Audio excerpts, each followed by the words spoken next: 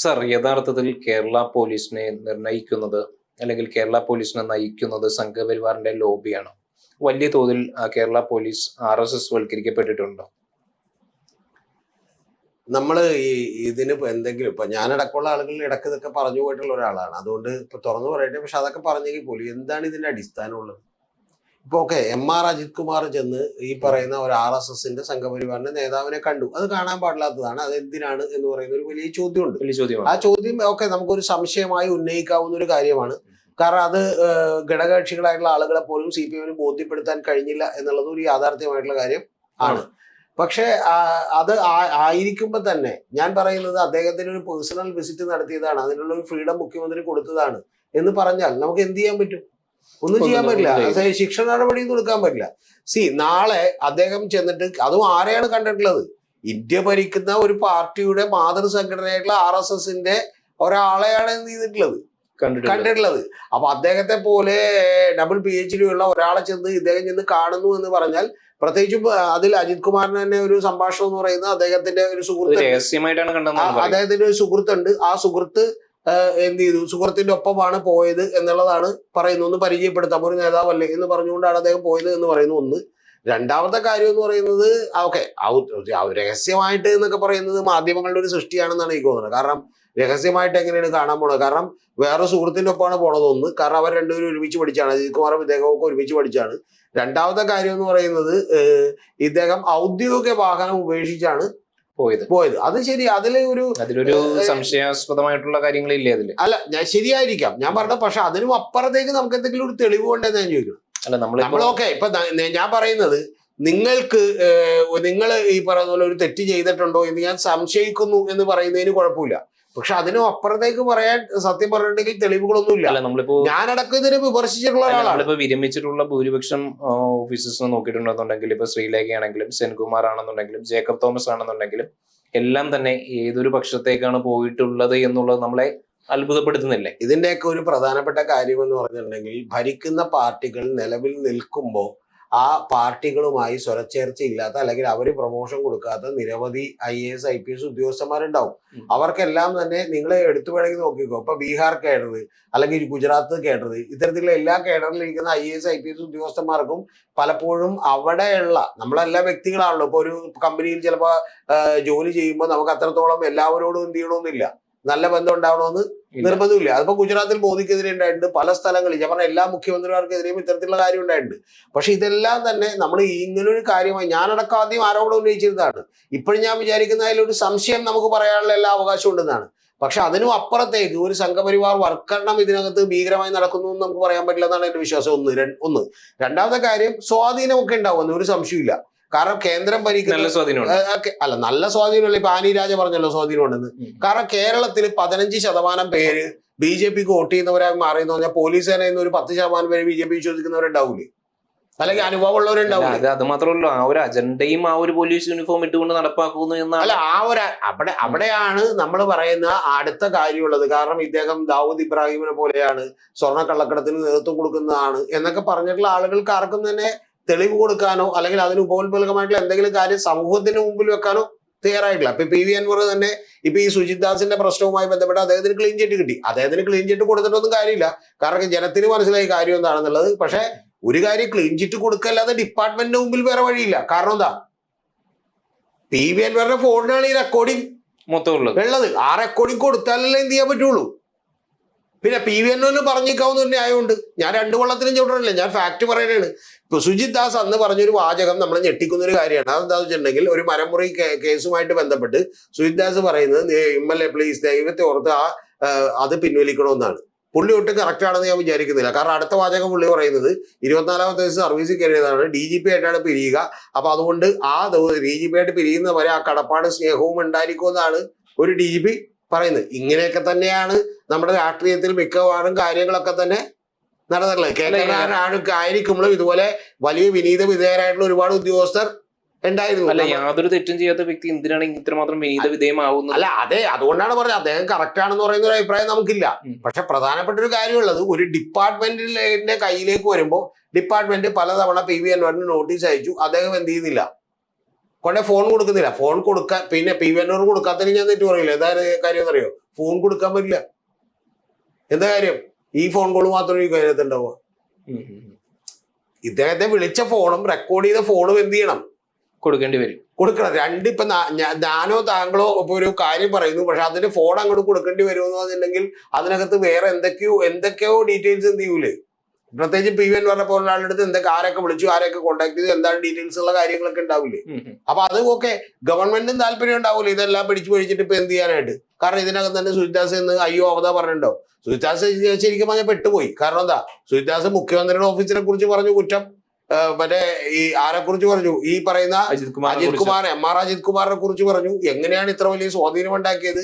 P Vijayan IAS എങ്ങനെയാണ് തൂക്കിയെടുത്ത് പുറത്തിട്ടതെന്നുള്ളടക്കം എല്ലാം പറഞ്ഞു. അപ്പൊ സ്വാഭാവികമായിട്ടും ഞാൻ പറഞ്ഞു വരുന്നത് അത് വലിയ ഡാമേജ് ഉണ്ടാക്കിയിട്ടുണ്ട്. സുജിദാസും അത്ര ക്ലീൻ ആണ് എന്നൊന്നും നമുക്ക് വിചാരിക്കാൻ കഴിയില്ല. അത് മാത്രമല്ല, ഒരു ജില്ലയെ മൊത്തത്തിൽ ഈ പറയുന്ന കുറ്റവാളികളുടെ ഒരു കേന്ദ്രമാക്കി സ്ഥാപിക്കാൻ വേണ്ടിയിട്ടുള്ള ഒരു ശ്രമമൊക്കെ കേരള പോലീസിന്റെ ഭാഗത്തു നിന്ന് ഉണ്ടാകുമെന്ന് കരുതുന്നുണ്ടോ? പി വി അൻവർ പറയുന്നത് പോലെ? അല്ല, അതൊക്കെ എനിക്ക് അറിയില്ല. അതൊക്കെ എത്രത്തോളം ശരിയാണ് എന്നുള്ളതൊക്കെ ഡാറ്റാബേസും ഫാക്സും ഒക്കെ എടുത്ത് പരിശോധിക്കേണ്ടതാണ്. നമ്മുടെ മുമ്പിലൊന്നും അത്ര ഫാക്സും ഡാറ്റാബേസും ഒന്നും അവൈലബിൾ അല്ല. അതിൽ പറയുന്ന ഒരു കാര്യം, മുഖ്യമന്ത്രി തന്നെ ഹിന്ദുവിനൊരു ഇത് കൊടുത്ത ഒരു PR ടീമിന്റെ എന്താ നിങ്ങൾ പറഞ്ഞുകൊണ്ടിരിക്കുന്നത്? എന്തൊരു അബദ്ധമാണ് ആ പറയണത്. അത് നമുക്ക് ഹിന്ദുവിനെ കുറ്റപ്പെടുത്താൻ അല്ലെ മുഖ്യമന്ത്രിയെ കുറ്റപ്പെടുത്താൻ പറ്റില്ല. കാരണം എന്താ? മുഖ്യമന്ത്രി പറയാത്ത വാചകങ്ങൾ അതിനകത്ത് എഴുതി ചേർത്തതാണെന്നും അതൊരു ഏജൻസി ഞങ്ങൾക്ക് തന്നതാണെന്നും ആ തന്നതിന് ഞങ്ങൾ ക്ഷമ ചോദിക്കുന്നു എന്ന് പറഞ്ഞ് ഹിന്ദു പറഞ്ഞിട്ടുണ്ടെങ്കിൽ പിന്നെ ആകെ ചോദിക്കാവുന്ന ഒറ്റ ചോദ്യമുള്ളൂ, എങ്കിൽ ഹിന്ദുവിനെതിരെ നിങ്ങൾ എന്ത് ചെയ്യേണ്ടത്? നടപടി എടുക്കണേ എന്നുള്ളതാണ് ഞാൻ ചോദിക്കുന്നത്. ഈ കേരളത്തിലുള്ള ഏതെങ്കിലും പത്രത്തിനോ നാഷണൽ ഗുരുതരമായിട്ടുള്ള തെറ്റാണല്ലോ, അപ്പൊ സ്വാഭാവികമായിട്ടുള്ള ഈ കേരളത്തിലും ഇന്ത്യയിലും ഒക്കെ എഴുതുന്ന നാഷണൽ പത്രങ്ങളും ഈ പറഞ്ഞ പോലെ മനോരമയും അടക്കം എല്ലാവരും എഴുതിവിടുന്ന ഏതെങ്കിലും കാര്യത്തിന് ഏതെങ്കിലും രാഷ്ട്രീയക്കാര് നടപടി എടുക്കാൻ പോകാറുണ്ട്? അങ്ങനെ ഏതെങ്കിലും കാര്യമാണ്? അല്ല, രണ്ടാമത്തെ കാര്യം പറഞ്ഞോട്ടെ. ഇനി അത് പോട്ടെ, അവർക്കൊരു തെറ്റുപറ്റിയെന്ന് തന്നെ എനിക്ക്, ഞാൻ പിണറായി വിജയന്റെ സ്ഥാനത്താണെങ്കിൽ ഞാനൊരു നടപടി എടുക്കൂല. താങ്കളും സ്ഥാനത്താണെങ്കിൽ നടപടി എടുക്കും. കാരണം അവര് തന്നെ അവർക്ക് പറ്റിയ മിസ്റ്റേക്ക് ആണെന്നും അതിൽ നിരുപാധികം ഖേദം പ്രകടിപ്പിക്കുന്നു എന്ന് പറഞ്ഞ് അവര് മാപ്പ് പറയുന്നു അവരുടെ പബ്ലിക്കിനോട്. അതിനും അപ്പുറത്തേക്ക് ഇനി എന്താണ്? അവരാ തൂക്കിക്കൊല്ലണോ? ഹിന്ദുവിനെ രാവിലെ പിടിച്ച് തൂക്കിക്കൊല്ലണോ? അല്ല, ഇത് നടപടി എടുക്കാത്ത ഒരു സാഹചര്യത്തിൽ ഇതില് പരസ്പരം രണ്ടു കൂട്ടരും തമ്മിൽ ലിങ്ക് ഉണ്ടെന്ന് ഒരുപാട് പേര്. എന്തിനു ലിങ്ക്? ഇന്ത്യയിലെ ഏറ്റവും ക്രെഡിബിൾ ആയ വളരെ ഫാക്ച്വലി വാർത്തകൾ കൊടുക്കുന്നു എന്ന് പറയുന്ന അല്ലെങ്കിൽ എല്ലാവർക്കും അറിയാവുന്ന ഒരു പത്രം, ആ പത്രത്തില് അത് ഒരു PR ഏജൻസി വഴിയാണ് ഇന്റർവ്യൂ സംഘടിപ്പിച്ചത്. അപ്പൊ PR ഏജൻസിയുടെ ആള് കൂടി അവിടെ ഉണ്ടായിരുന്നു ഡൽഹിയിൽ. അതൊക്കെ ഡൽഹിയിലും ഈ കേരളത്തിലും ഇന്ത്യയിലും ഒക്കെ അങ്ങനെ സംഭവിക്കാറുണ്ട്. ആ സംഭവിക്കുമ്പോൾ അദ്ദേഹം ഇന്റർവ്യൂ കൊടുത്തപ്പോ പിണറായി വിജയൻ പറഞ്ഞതല്ല ഞങ്ങൾ പ്രസിദ്ധീകരിച്ചത്, അതിനുശേഷം എന്തെങ്കിലും കൂട്ടിച്ചേർക്കാനുണ്ടോ എന്ന് ചോദിച്ചപ്പോൾ അവിടുത്തെ ഒരു ഏജൻസിയിൽ നിന്നുള്ള സ്റ്റാഫ് എടുത്ത് തന്നതാണ് എന്ന് പറഞ്ഞാൽ നമുക്ക് പ്രാഥമികമായി കുറ്റപ്പെടുത്താൻ കഴിയുന്നത് ഹിന്ദുവിനെയാണ്. കാരണം അങ്ങനെ പറഞ്ഞാൽ ഹിന്ദു എന്ത് ചെയ്യാൻ പാടില്ല? കൊടുക്കാൻ പാടില്ല. ഒരു ജേർണലിസ്റ്റ് എന്നുള്ളത് ഞാൻ നിന്ന് താങ്കളുടെ ഇന്റർവ്യൂ എടുക്കുന്നു, അതിനുശേഷം താങ്കൾ പറഞ്ഞതാണെന്ന് പറഞ്ഞ് വേറൊരെണ്ണം കുത്തിക്കയറ്റണമെന്ന് ഞാൻ സമ്മതിക്കുമോ? ഞാൻ സമ്മതിക്കാൻ പാടില്ല. അപ്പൊ ഹിന്ദുവിന് പറ്റിയൊരു പാളിച്ചയാണ്. ആ പാളിച്ച ഹിന്ദു പിറ്റേ ദിവസം, അതായത് 48 മണിക്കൂർ കഴിയുമ്പോഴേക്കും ഹിന്ദു അത് തിരിച്ചറിയുന്നു. ഹിന്ദു പറയുന്നു ഞങ്ങൾക്ക് പറ്റിയ മിസ്റ്റേക്ക് ആണ് എന്ന് പറഞ്ഞിട്ട് ഒരു മിനിറ്റ് മിസ്റ്റേക്ക് ആണ് എന്ന് പറഞ്ഞിട്ട് താങ്കൾ പറഞ്ഞ പോലെ നടപടി എടുത്തില്ലെന്ന് പറയാം. ശരി, അതൊക്കെ അതൊരു വാദമാണെങ്കിൽ നമുക്ക് സമ്മതിക്കാം. പക്ഷെ അതുമല്ല ഇവിടെ പറഞ്ഞുകൊണ്ടിരിക്കണം. ഇപ്പൊ പോലും താങ്കൾ പറഞ്ഞത് നടപടി എടുത്തില്ല എന്നല്ല, താങ്കൾ പറഞ്ഞ പിണറായി വിജയൻ പറഞ്ഞില്ല എന്നാണ്. അത് മര്യാദയോടല്ലേ? ഞാൻ ഒരു ഇന്റർവ്യൂ കൊടുത്തു, ഞാൻ താങ്കളോട് പറയാണ്, ആ ഇന്റർവ്യൂ കൊടുത്ത മാധ്യമം വന്നിട്ട് പറയാണ് പുള്ളി തന്ന ഇന്റർവ്യൂ അല്ല കേട്ടാ, ഞാൻ ഞങ്ങളുടേതായിട്ടുള്ള ചില വാക്കുകൾ ഇതിനകത്ത് തിരികെ കയറ്റിയതാണ്, ഒരു PR ഏജൻസി തന്നത് എന്ന് പറയുമ്പോൾ നമുക്ക് ഒരു കാര്യം പറയാലോ, അത് മുഖ്യമന്ത്രി പറഞ്ഞല്ല. അത്രയും കൊടുത്ത മാധ്യമങ്ങൾ വിശ്വസിക്കണ്ടേ? അത്രയും കൊടുത്ത മാധ്യമങ്ങൾ പറയണ്ടേ? അതിന് പകരം മുഖ്യമന്ത്രി അങ്ങനെ പറഞ്ഞിട്ടുണ്ട് എന്ന് പിന്നെ ന്യായീകരിക്കുന്നതിൽ ഒരടിസ്ഥാനം ഉണ്ടെന്ന് ഞാൻ പറയുന്നില്ല. അതാണ് ഒന്നാമത്തെ കാര്യം. ഇനി രണ്ടാമത്തെ കാര്യം, ഞാൻ വിചാരിക്കുന്ന ഒരു കാര്യം, ഒരു പത്രം തന്നെ പിണറായി വിജയനോ അല്ലെങ്കിൽ അദ്ദേഹത്തിന്റെ ഗവൺമെന്റോ ആവശ്യപ്പെടാതെ തന്നെ ആ പത്രം ഒരു 48 മണിക്കൂറിൽ ഒരു മിസ്റ്റേക്ക് പറ്റി എന്ന് കണ്ടെത്തുകയും, ഞാൻ പറഞ്ഞിട്ടില്ലെന്ന് മുഖ്യമന്ത്രിയുടെ ഓഫീസ് പറഞ്ഞപ്പോൾ തന്നെ അത് മനസ്സിലാക്കിക്കൊണ്ട് ഞങ്ങൾ ഇങ്ങനെ എഴുതിയതാണ് എന്ന് അവരുടെ ക്രെഡിബിലിറ്റിക്ക് പോലും തകരാറ് ഉണ്ടാക്കാവുന്ന തലത്തിൽ കാര്യങ്ങൾ തുറന്നു പറഞ്ഞുകൊണ്ട് അവർ മാപ്പ് ചോദിച്ചാൽ അത് പിന്നെ വിട്ടുകളയണം എന്നൊരു മുഖ്യമന്ത്രിക്ക് തോന്നാൻ സാധ്യതയുള്ളൂ. പിണറായി വിജയനെ പോലുള്ള നേതാവ് മനോരമയടക്കം മാതൃഭൂമിയടക്കം ഈ പറയുന്ന അദ്ദേഹത്തെ അപഹസിച്ചുകൊണ്ടും അദ്ദേഹത്തെ അധിക്ഷേപിച്ചുകൊണ്ടും നിരവധി ആളുകൾ വീഡിയോ ചെയ്തിട്ടും ഒരു നടപടി എടുക്കാത്ത നേതാവാണ്. അദ്ദേഹത്തിനെതിരെ അദ്ദേഹത്തിന്റെ വീടാണെന്നും പറഞ്ഞൊരു എന്ത് ചെയ്തല്ലോ ഒരാള് മറ്റേ വേറൊരാളുടെ വീട് കാണിച്ചിട്ട് എന്ത് ചെയ്തല്ലോ പ്രചരണം നടത്തി. അദ്ദേഹം ഒരു വാക്കുപോലും കേരള സമൂഹത്തോട് പറഞ്ഞില്ല. പകരം പിണറായി വിജയൻ ആ വീടിന്റെ ഓണർ വിളിച്ചിട്ട് പിണറായി വിജയനോട് പറഞ്ഞു ആ വീട് നിങ്ങളുടെ അല്ല, എന്റെ ആണെന്ന് എന്ത് ചെയ്തു. പറഞ്ഞു. അപ്പൊ അതുകൊണ്ട് അത് പേഴ്സണൽ അറ്റാക്ക് ആണല്ലോ. ഇത് ഒരു സമൂഹത്തെ മൊത്തം ഇങ്ങനെ താറടിച്ച് കാണിക്കാൻ ശ്രമിച്ചപ്പോൾ മുഖ്യമന്ത്രി അതിനെതിരെ നടപടി സ്വീകരിക്കുകയാണ്. ശരിക്കും പറഞ്ഞാൽ നിങ്ങൾക്കെതിരെ അത് നടപടി എടുക്കണം. താങ്കൾക്കെതിരെ നടപടി എടുക്കണം. എന്താന്ന് പറഞ്ഞുതരാം, ഇത് കട്ട് ചെയ്യാതെ കൊടുക്കണത് ഇങ്ങനെയല്ലേ എന്താന്ന് പറഞ്ഞുതരാം. ഇപ്പോഴും നമ്മുടെ മാധ്യമങ്ങളൊക്കെ പറഞ്ഞുകൊണ്ടിരിക്കുന്നത് ഹിന്ദു മറ്റേ മുഖ്യമന്ത്രി ഹിന്ദുവിൽ കൊടുത്തിട്ടുള്ള ഇന്റർവ്യൂ എന്നാണ്. തെറ്റാണത്. മുഖ്യമന്ത്രി പറയാത്ത കാര്യം ഹിന്ദു എന്ത് ചെയ്താണ് കൂട്ടിച്ചേർത്ത് എഴുതിയതാണ്. മുഖ്യമന്ത്രി പറഞ്ഞു അല്ല, നമ്മൾ ഇത്ര മാത്രമേ പറയുന്നുള്ളൂ. സംഘപരിവാറിനെതിരെ നിരന്തരം ഫൈറ്റ് ചെയ്തുകൊണ്ടിരിക്കുന്ന മുഖ്യമന്ത്രി ഈ സംഘപരിവാറിന്റെ ഒരു അജണ്ട ആ ഹിന്ദു ആ ഒരു PR ഏജൻസിയും നടത്തിയപ്പോൾ അതിനെതിരെ ശക്തമായിട്ട് നടപടി എടുക്കേണ്ടതായിരുന്നു. ശക്തമായിട്ടുള്ള ഒരു നടപടിയും എടുക്കേണ്ട ആവശ്യമില്ലെന്ന് ഞാൻ പറഞ്ഞു. അവര് തന്നെ വന്ന് ക്ഷമ ചോദിക്കുകയും നിരുപാധികം മാപ്പ് പറയുകയും ഇത് ഞങ്ങൾക്ക് പറ്റിയ തെറ്റാണെന്ന് പറയുകയും ചെയ്തിട്ടുണ്ടെങ്കിൽ ഡാമേജ് എങ്ങനെ ഉണ്ടായത്? ഡാമേജ് ഉണ്ടാക്കിയത് മുഖ്യമന്ത്രിക്ക് ആരാ ഉണ്ടാക്കിയത്? അത് വെസ്റ്റഡ് ഇൻട്രസ്റ്റ് ഉള്ള മാധ്യമ പ്രവർത്തകളാണ്. ഇപ്പൊ പോലും താങ്കളുടെ ചോദ്യം പോലും ശരിക്കും പറഞ്ഞാൽ ഞാനാണ് ഇവിടെ ഇരിക്കണേ എന്നുള്ളതുകൊണ്ടാണ് ഓപ്പോസിറ്റ്. വേറെ ആരെങ്കിലും ആണ് ഇരിക്കണമെന്നുണ്ടെങ്കിൽ അവർ തലയാട്ടിയൊക്കെ സംഭവിച്ചു കൊടുത്തു. കാരണം മുഖ്യമന്ത്രി ഒരു സമുദായത്തിനെതിരെ പറഞ്ഞു എന്ന് പറയണം. തെറ്റായിട്ടുള്ള പ്രചരണമാണത്. മുഖ്യമന്ത്രി പറഞ്ഞു എന്ന് പറഞ്ഞുകൊണ്ട് തെറ്റായി ഹിന്ദു റിപ്പോർട്ട് ചെയ്ത് നമ്മൾ എന്ത് ചെയ്യണം? പറയണം. അത് പറയുന്നില്ല. അത് പറയാതെ ഈ വ്യാജ പ്രചരണം നടത്തുന്ന ഈ മാധ്യമങ്ങൾക്കെതിരെ നടപടി എടുക്കണ്ടേ? മറ്റേത് നിങ്ങൾ വേണമെങ്കിൽ പറഞ്ഞു. പിന്നെ എന്റെ അടുത്ത വാചകം ഞാൻ പറയാം. ഹിന്ദുവിനെതിരെ എന്താണ് നടപടി എടുക്കാൻ പറ്റുക? ഇങ്ങനെ അടുത്തൊരു പോയിന്റ് ഉണ്ടല്ലോ, എന്താണ് നടപടി എടുക്കാൻ പറ്റുക? ഹിന്ദുവിന് ഒരു നോട്ടീസ് അയക്കും. നോട്ടീസ് അയക്കുമ്പോൾ ഹിന്ദു പറയും, അല്ലെങ്കിൽ കോടതിയിൽ ഒരു കേസ് കൊടുക്കാം.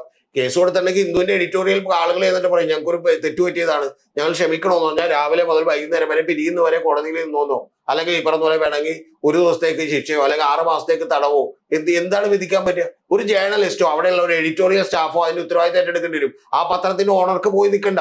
പത്രമാകുമ്പോൾ ഏറ്റവും വലിയ പ്രധാനപ്പെട്ട കാര്യമുണ്ട്. അതിന്റെ ചീഫ് എഡിറ്ററോ അല്ലെങ്കിൽ അവിടുത്തെ എഡിറ്ററോ അല്ലെങ്കിൽ ബാക്കിയുള്ള ആളുകളോ പോയിട്ട് എന്ത് ചെയ്യണം? ഈ ഉത്തരവാദിത്തം ഏറ്റെടുക്കണം. അവരുടെ ജോലി പോകും. അവർക്ക് എന്ത് ചെയ്യാം? അവിടെ നിൽക്കാം. അല്ലാതെ അതിനപ്പുറത്തേക്ക് എന്ത് നടപടി എടുക്കാൻ പറ്റുക? അപ്പൊ അത് പിണറായിയുടെ എക്കാലത്ത്, പിണറായി കഴിഞ്ഞ തവണ തന്നെ മോഹൻലാൽ മറ്റേ ബാക്കിയുള്ള എല്ലാവർക്കും കൊടുത്തിട്ടുള്ള ഇന്റർവ്യൂവിൽ അദ്ദേഹം പറഞ്ഞിട്ടുണ്ട്. മാധ്യമങ്ങളൊക്കെ അങ്ങനെ പലതും പറയും. ഞാൻ പലപ്പോഴും അതിനെ ക്ലാരിഫൈ ചെയ്യാനോ ഒന്നിനും നിൽക്കാറില്ല. പകരം ഞാൻ എന്റെ ജോലിയുമായിട്ട് മുന്നോട്ട് പോവുക. അത് ഡാമേജ് ഉണ്ടാക്കിയത് എങ്ങനെയാണ്? ഡാമേജ് ഉണ്ടാക്കിയത് കള്ളം മാത്രം പ്രചരിപ്പിച്ച് ശീലമുള്ള പത്രങ്ങളും മാധ്യമങ്ങളും ആളുകളും ഇപ്പോഴും പറഞ്ഞുകൊണ്ടിരിക്കുന്നത്. ന്യൂനപക്ഷങ്ങളെ തെറ്റിദ്ധരിപ്പിച്ച് നിങ്ങളൊരു ഡാമേജ് ഉണ്ടാക്കി സമ്മതിച്ചു. പക്ഷെ അങ്ങനെ തന്നെ അടിവരയിട്ട് പറയണം. ഞങ്ങൾ ഇല്ലാത്ത കാര്യം പറഞ്ഞ് തെറ്റിദ്ധരിപ്പിച്ച് എന്ത് ചെയ്തു? അജണ്ടയോടുകൂടി പ്രവർത്തിക്കുന്നവർ അങ്ങനെ പറയും തോന്നുന്നുണ്ട്. ഈ അജണ്ടയോടുകൂടി പ്രവർത്തിക്കുന്നവർ പറയില്ല. പക്ഷെ ഒരു കാര്യം, ഈ ആ അജണ്ടയോടുകൂടി പ്രവർത്തിക്കുന്നവർ അങ്ങനെ പറയുമെന്ന് അവർ വിശുദ്ധരാണെന്ന് വിചാരിക്കുന്നില്ല. പക്ഷേ താങ്കൾ അറിയേണ്ടത് ഞാൻ എന്തുകൊണ്ട് പിണറായി ഈ അനുകൂലിക്കുന്നു എന്ന് പോലും ചോദിച്ചാൽ ഈ കാര്യങ്ങൾ കൊണ്ടാണ്. അതായത് ബുദ്ധിയും ബോധമുള്ളവന് മനസ്സിലാവുമല്ലോ. മറ്റേ പെൻസിൽ വരെയാണ്, വിള്ളലല്ലെന്ന് മനസ്സിലാവും. അപ്പൊ പിന്നെ അവന്റെ ക്രെഡിബിലിറ്റി തകർന്നു. അതുപോലെ 10 വട്ടം ഈ വാചകം പറയുമ്പോൾ ഒന്ന് ആലോചിച്ച് നോക്ക്. നിങ്ങൾ ഒരു പത്രം നടക്കാൻ, താങ്കളാണ് ചീഫ് എഡിറ്റർ, താങ്കൾ ജേർണലിസ്റ്റ് ആണല്ലോ. താങ്കളുടെ പത്രത്തിൽ അടിച്ചു വരികയാണ് രതീഷ് ചക്രവാണി മറ്റേ ബുദ്ധർക്കെതിരെ എന്ത് ചെയ്തു, അവര് വൃത്തികെട്ടവന്മാരാണെന്ന് പറഞ്ഞു എന്ന് പറഞ്ഞിട്ട് അടിച്ചു വരികയാണ്. പിറ്റേ ദിവസം താങ്കൾ രാവിലെ എന്നെ വിളിച്ചിട്ട് പറയാണ് സോറി ഏട്ടാ എനിക്കൊരു അബദ്ധം പറ്റിയാണ്, നാളത്തെ പത്രത്തിൽ തന്നെ തിരുത്തു കൊടുത്താന്ന് പറഞ്ഞാൽ ഞാൻ അങ്ങനെ എന്ത് ചെയ്യും? എനിക്ക് ക്ഷമിക്കും. ഞാൻ മുഖ്യമന്ത്രിയല്ല, ഞാൻ ഈ അമേരിക്ക പ്രസിഡന്റ് ആണെങ്കിൽ ഞാനങ്ങനെ ക്ഷമിക്കും. കാരണം എന്താ, ഞാൻ കണ്ടിട്ടില്ല മിസ്റ്റേക്ക്, താങ്കൾ തന്നെ കണ്ടെത്തി ഒരു വിവാദമായപ്പോൾ എന്നെ വിളിച്ച് മിസ്റ്റേക്ക് പറയുകയും വലിയ പ്രാധാന്യത്തോടുകൂടി അത് കൃത്യമായിട്ടൊരു കോളത്തിൽ പ്രസിദ്ധീകരിക്കുകയും ചെയ്താൽ അതിനപ്പുറത്തേക്കൊരൊക്കെ എന്താണ് ചെയ്യാൻ പറ്റുക? ഒന്നും ചെയ്യാൻ പറ്റില്ല. അത്രേ ഉള്ളു കാര്യം. അല്ലാതെ അതിനുശേഷം ഞാൻ പറഞ്ഞു ഇല്ല ഞാൻ നിങ്ങളെ കോടതി കയറ്റി എന്ത് ചെയ്യും 2 മാസം ശിക്ഷിക്കുമെന്ന് പറഞ്ഞാൽ താങ്കളെ കോടതി കയറ്റിയ പിന്നെയുണ്ട്. ഇത് പത്രത്തിന്റെയും ചാനലിന്റെ ഒക്കെ ഏറ്റവും വലിയ ഗുണം എന്താ, അവരുടെ ഓണർക്ക് ഒക്കെ എതിരെയുള്ള കേസ് 2ാമതും 3ാമതേ ഉള്ളൂ. ആദ്യം പറഞ്ഞ ആർക്കെതിരെയാണ്? ചീഫ് എഡിറ്റർക്കാണ് അതിന്റെ പരമോന്നതമായിട്ടുള്ള ഉത്തരവാദിത്തം. അതൊക്കെ വളരെ നന്നായി നല്ല ബന്ധങ്ങളുള്ള വളരെ മര്യാദക്കാരായിട്ടുള്ള ആളുകൾ ഇരിക്കുന്ന ആളുകളാണ്. ഹിന്ദു അല്ലെങ്കിൽ തന്നെ അറിയപ്പെടുന്നത് മറ്റേ ഇംഗ്ലീഷ് ദേശാഭിമാനി എന്നാണ്. അപ്പൊ അത്തരത്തിലുള്ള ഒരു പത്രത്തിനെതിരെ കൂടി എന്ത് ചെയ്യണം? ഞങ്ങൾ ഭയങ്കര ശക്തമായ നടപടി എടുത്തിട്ട് അവരെയും കൂടി വെറുപ്പിക്കോ? ഹിന്ദു വായിക്കുന്നവരുടെ നമ്പർ വളരെ കുറവാണ്. പക്ഷെ ഒറ്റ കാര്യമുള്ളൂ, ഹിന്ദു വായിക്കുന്ന വളരെ ഇൻഫ്ലുവൻസ് വളരെ കൂടുതലാണ്. ആ കൂടുതലുള്ള അപൂർവം ചില ആളുകൾക്ക് ഒരു ചെറിയ മിസ്റ്റേക്ക് പറ്റിയിട്ടുണ്ടെങ്കിൽ അവരെ കൂടി എന്ത് ചെയ്യും? ഇതൊക്കെ ഞാൻ എൻ്റെ ജീവിതത്തിൽ അനുഭവിച്ചിട്ടുള്ളതാണ്. ഇപ്പൊ എന്റെ കൂടെ നിൽക്കുന്ന ഒരാൾ ഒരു ലെറ്റർ അയക്കുമ്പോഴത്തേക്ക് ഒരു മിസ്റ്റേക്ക് പറ്റി. ആ മിസ്റ്റേക്ക് പറ്റിയപ്പോൾ ഞാൻ അവരെ വിളിച്ച് സോറി പറയുകയും നിങ്ങൾ ആ ലെറ്റർ പ്രൊസീഡ് ചെയ്യുക. ഇമെയിലാണ്, എനിക്ക് തിരിച്ചെടുക്കാൻ പറ്റില്ല. ഏതൊരു ക്ലോസ് എഴുതി വെച്ചിട്ടില്ല. പക്ഷെ പുള്ളി പറഞ്ഞു കുഴപ്പമില്ല രേഷ അത് എന്ത് ചെയ്തോളൂ, ഇതാണെന്നോളൂ. ഞാൻ വീണ്ടും വിശദമായിട്ടൊരു ലെറ്റർ ഞാൻ തയ്യാറാക്കിയിട്ട് എന്ത് ചെയ്തു, ഇങ്ങനെ ക്ലോസ് വെച്ചിട്ടില്ല, ഈ ക്ലോസ് കൂടി അതിനകത്ത് ഉൾപ്പെടുന്നുണ്ട്, അത് കണ്ടിട്ട് വേണം താങ്കൾ തീരുമാനം എടുക്കാൻ എന്ന് പറഞ്ഞ് അയച്ചു. പിന്നെ നമ്മൾ പണമൊന്നും മേടിക്കുന്നതിന് മുമ്പായതുകൊണ്ട് കുഴപ്പമില്ല. പക്ഷെ നിങ്ങൾ അറിയേണ്ടത് അതിന് ഈ കുട്ടിക്കെതിരെ വേണമെങ്കിൽ അദ്ദേഹത്തിന് കേസിന് പോകാമായിരുന്നു. പോകാം, ചെയ്തില്ല. ഏതാ ഒരു പെൺകുട്ടിയാണ്, ഒരു ചെറിയ മിസ്റ്റേക്ക് പറ്റിപ്പോയതാണ്. അപ്പൊ ഞാൻ പറഞ്ഞത് അങ്ങനെ മിസ്റ്റേക്ക് പറ്റിയതാണെന്ന് പറഞ്ഞിട്ടും ഇപ്പോഴും നിങ്ങൾ അറിയേണ്ടത് നമ്മുടെ മാധ്യമങ്ങൾ മുഴുവൻ പറയണ പിണറായി അന്ന് അങ്ങനെ പറഞ്ഞില്ല എന്നാണ്. എന്റെ വാചകം ഇത്രേ ഉള്ളൂ. ഒരു ജേർണലിസ്റ്റ് ഞാൻ പറയുന്നത് ഇത്ര മാത്രമേ ഉള്ളൂ. അന്ന് കേസ് എടുത്തിരുന്നുണ്ടെങ്കിൽ ഒരു മാധ്യമങ്ങൾക്ക് ഇങ്ങനെ പറയാനാകില്ല. ഇനി കേസെടുത്താലും വരും. കാരണം എന്താ അറിയാമോ, കേസ് നിങ്ങൾ നടത്തിയില്ല, അവരെ ശിക്ഷിച്ചില്ല എന്ന് പറയും. ഇപ്പൊ നാളെ കോടതി എടുത്തിരുന്നെങ്കിലും പറയാലോ. ഞാൻ പറയാം, ഞാൻ ഉദാഹരണം പറഞ്ഞതാണ്. ഞാൻ ചോദിക്കുന്നത് കേസെടുത്താലും ഉള്ള ഒരു പ്രശ്നം ഞാൻ പറഞ്ഞുതരാം. ഇപ്പൊ പ്രിയപ്പെട്ട സുഹൃത്തായിട്ടുള്ള KM ഷാജഹാൻ കോടതിയെ വിമർശിച്ചു, കോടതി ലക്ഷം കേസെടുത്തു. ചെന്നപ്പോ നിരുപാധിക മാപ്പ് ചോദിച്ചു, കോടതി സമ്മതിച്ചു. EMS അതുപോലെ മാപ്പ് ചോദിച്ചേണ്ടതാണ് എന്റെ ഓർമ്മ. അപ്പൊ അത്തരത്തിൽ പല ആളുകളും ഒന്ന് മാപ്പ് ചോദിച്ചു, കോടതി എന്ത് ചെയ്യും? കൊടുത്തുവിടും. ഇനി കോടതി കൊടുത്തുവിട്ടില്ലെങ്കിൽ തന്നെ കോടതി ചോദിക്കും നിങ്ങളുടെ അഭിപ്രായം എന്താണെന്ന് ചോദിക്കും നമ്മുടെ സ്റ്റാൻഡിംഗ് കൗൺസിലിനകത്ത്. അപ്പൊ നമ്മൾ പറഞ്ഞു കുഴപ്പമില്ല, ക്ഷമിച്ചേക്കെന്ന് പറയുന്നുള്ളൂ. പിന്നെയും ഇത് വാർത്തയാണ്. ഏത് രണ്ട് കാര്യം സംഭവിക്കും. പിന്നെയും ഇത് വാർത്തയാണ്. കണ്ട ഇവര് അവരോട് ക്ഷമിച്ചിരിക്കുന്നത് വാർത്ത കൊടുക്കും ഒന്ന്, അല്ലെങ്കിൽ കോടതി ശിക്ഷിച്ചില്ലെങ്കിൽ അത് പറഞ്ഞ് വാർത്ത കൊടുക്കും. മൂന്നാമത്തെ ഏറ്റവും പ്രധാനപ്പെട്ട കാര്യം ഞാൻ പറഞ്ഞത് താങ്കൾ കണക്കിലെടുക്കുന്നില്ല. താങ്കൾ എന്നെ നിരന്തരമായി സപ്പോർട്ട് ചെയ്തുകൊണ്ടിരിക്കുന്ന ഫാക്ച്വലായി മാത്രം കാര്യങ്ങൾ ചോദിച്ചു കൊടുക്കൊണ്ടിരിക്കുന്ന ഒരാളാണ്. താങ്കൾ 100 വാർത്തകളിലൂടെയും 200 വാർത്തകളിലൂടെയും താങ്കൾ തെറ്റായ ഒരു പ്രചരണവും നടത്താത്ത ഒരാളാണ്. ആ നടത്താത്ത ഒരാൾ ഒരു വാർത്തക്ക് തെറ്റുപറ്റി പോകുമ്പോൾ ഞാൻ താങ്കളെ ശിക്ഷിച്ച് എന്റെ അപ്പുറത്തെ സൈഡിലേക്ക് വിടണോ? ചോദ്യം അത്രേ ഉള്ളൂ. ആ ചോദ്യമാണ് രാഷ്ട്രീയത്തിൽ അദ്ദേഹം എടുത്തത് എന്നുള്ളത് മാത്രമാണ് അഭിപ്രായം. നേരത്തെ പറഞ്ഞ പോലെ സംശയത്തിനൊക്കെ അവകാശമുണ്ട്, അതിനൊന്നും കുഴപ്പമില്ല. MR അജിത് കുമാർ പോയി ന്യൂനപക്ഷങ്ങൾക്ക് വലിയ സംശയം ഉണ്ടാക്കി എന്നുള്ളത് മാത്രമല്ല, ന്യൂനപക്ഷങ്ങൾക്ക് സംശയം ഉണ്ടാക്കിയത് മാത്രമല്ല അവരെ തിരിക്കാൻ വേണ്ടിയിട്ട് ഈ അജണ്ട ഉപയോഗിച്ചു എന്നുള്ളത് താങ്കൾ ഇപ്പൊ പറഞ്ഞല്ലോ. ഒരു മിനിറ്റ്, ആ വാചകം CPM ഉണ്ടായത് എന്തുകൊണ്ടാന്ന് പറഞ്ഞാ ആ വാചകം ഈ കേരളത്തിൽ ബുദ്ധിയുള്ള രതീഷ് ചക്രപാണിയെ പോലെയുള്ള 100 പേര്, താങ്കളെ പോലെയുള്ള 100 പേര് ഇപ്പൊ പറഞ്ഞ പോലെ കൃത്യമായിട്ട് സത്യം പറഞ്ഞാൽ മതി, നഷ്ടം ഉണ്ടാവില്ല. അങ്ങനെ സത്യം പറഞ്ഞ് നഷ്ടം ഉണ്ടാകരുത് ആർക്കാണെങ്കിലും. ഞാൻ പറയുന്നത് അത് കോൺഗ്രസിനായിക്കോട്ടെ, SUCക്ക് ആയിക്കോട്ടെ, അല്ലെങ്കിൽ എന്താണ് BJPക്ക് ആയിക്കോട്ടെ, നമ്മൾ കള്ളം പറഞ്ഞുകൊണ്ടൊരു നഷ്ടം അവർക്ക് എന്ത് ചെയ്യണ്ട, ഉണ്ടാവണ്ട. അങ്ങനെ ഉണ്ടാവരുത് എന്ന് വിചാരിക്കുന്ന ജേർണലിസ്റ്റുകൾ ഇവിടെ വേണമെന്ന് വിചാരിക്കണം. ഇത് ഞാൻ പറഞ്ഞില്ലെങ്കിൽ കുഴപ്പമെന്ന് വെച്ചാൽ ഞാൻ അവരുടെ കൂട്ടത്തിലാവും. അതുകൊണ്ട് എന്താ കാര്യമുള്ളത്? ഞാനത് പറയാൻ വേണ്ടിയിട്ടല്ലോ ഞാൻ രതീഷ് ചക്രവാണി എന്ന് പറഞ്ഞ് വേറൊരാളായിട്ടിരിക്കുന്നത്. അപ്പൊ അതുകൊണ്ട് ഇതിലൊന്നും നമുക്ക് സംശയങ്ങളുണ്ട്. ഇപ്പൊ MR അജിത് കുമാർ എന്തിനാ പോയി കണ്ടതെന്ന് പറയുന്ന ചോദ്യം, ആ ചോദ്യത്തിന് അദ്ദേഹം പൊതുസമൂഹത്തോട് ഉത്തരം പറയേണ്ട കാര്യമില്ല. മുഖ്യമന്ത്രിയോട് ഒരുപക്ഷം പറഞ്ഞിട്ടുണ്ടാവും. പിന്നെ വ്യക്തിപരമായ ഒരു മീറ്റിംഗ് ഉണ്ടായിരുന്നു. ഇതിപ്പോ പലരും പറയുന്നു ഇത് രണ്ടുപേരും തമ്മിലുള്ള പ്ലേ ആണെന്ന് പറയുന്നു. അങ്ങനെ പല ആരോപണങ്ങളാണ് കോൺസ്പിരസി തിയറികൾക്ക് ഒരു വലിയ ഗുണമുണ്ട്. ഒരു മിനിറ്റ്, കോൺസ്പിരസി തിയറിക്ക് വലിയൊരു ഗുണമുണ്ട്. ഇപ്പൊ ഈ വീഡിയോ കണ്ടു കഴിയുമ്പോഴത്തേക്ക് ഉടനെ തന്നെ താഴെ വന്നിട്ട് പറയുന്ന ആളുകളുണ്ട്. ഇപ്പൊ എന്റെ ചാനലിൽ തന്നെ വന്നിട്ട് ചോദിക്കുന്ന ആളുകളുണ്ട്, നിങ്ങൾക്ക് CPM എത്ര കിട്ടിയെന്ന് എന്ത് ചെയ്തു ചോദിക്കുന്നുണ്ട്. മനസ്സിലായി? ഇപ്പൊ എന്റെ വീഡിയോ നമ്മൾ തമ്മിൽ പരിചയമില്ലെങ്കിൽ താങ്കളും എൻ്റെ അടുത്ത് ആദ്യം ചോദിക്കുക, താഴെ വന്നിട്ട് ഇത്ര കിട്ടി. കാരണം വെച്ചാൽ അത് ഓരോരുത്തരുടെ മൈൻഡ് സെറ്റ് ആണ്.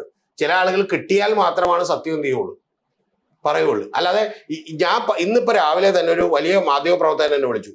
അദ്ദേഹം എന്റെ ചില വിയോജിപ്പുകൾ രേഖപ്പെടുത്തിയപ്പോൾ ഞാൻ ചോദിച്ചു, ഞാൻ പറഞ്ഞതിൽ ഫാക്ച്വലി തെറ്റായിട്ടുള്ള ഒരു കാര്യങ്ങൾ ചൂണ്ടിക്കഴിക്കാൻ പറഞ്ഞു. അപ്പൊ അതില്ല, പക്ഷെ നിങ്ങൾ അവരെ വിമർശിക്കരുതാണ്. ഒറ്റ കാര്യമുള്ളൂ. ഇപ്പൊ നമ്മൾ ഈ ചാനൽ നടത്തുന്നുണ്ടല്ലോ, എത്ര പേര് താഴെ വന്ന് കമന്റ് ചെയ്യുമെന്ന് അറിയാമോ? താങ്കൾക്ക് എത്ര കിട്ടി, എനിക്ക് എത്ര കിട്ടി? ഈ ചോദ്യം പോലും നാടകമല്ല എന്ന് വിചാരിക്കുന്ന ആളുകളുണ്ട്. ഈ ടേബിളിന്റെ ഫ്രണ്ടിൽ വന്നിരിക്കുമ്പോഴാണ് ടോപ്പിക് അറിയുന്നതും അപ്പോഴാണ് താങ്കൾ ചോദിക്കാൻ പോണ ചോദ്യം അറിയുന്നതെന്നും പറഞ്ഞാൽ എത്ര പേര് വിശ്വസിക്കും? അപ്പൊ ഗൂഢാലോചന ആർക്കെതിരെയും എന്ത് ചെയ്യാം? എന്നെ അറിയുന്നത് ഇത്ര അറിയുന്നത് താങ്കൾ പോലും വേണമെങ്കിൽ ഗൂഢാലോചന. ഇത് നിസ്സാര ഒരു ഗൂഢാലോചനയല്ല. ഈ ഒരു കോൺസ്പിറസി ബിൽഡ് ചെയ്തുകൊണ്ട് വലിയൊരു നഷ്ടം CPM സംഭവിച്ചു എന്നുള്ളത് കൊണ്ട് പറഞ്ഞു മാത്രമേ നഷ്ടം CPM നികത്താനായില്ല.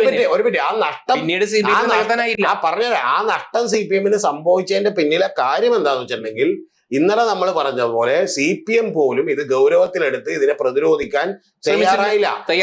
ഒരു മിനിറ്റ്, അത് CPM ഇനി പറഞ്ഞില്ല, അത് CPM തയ്യാറാകേണ്ടതല്ല.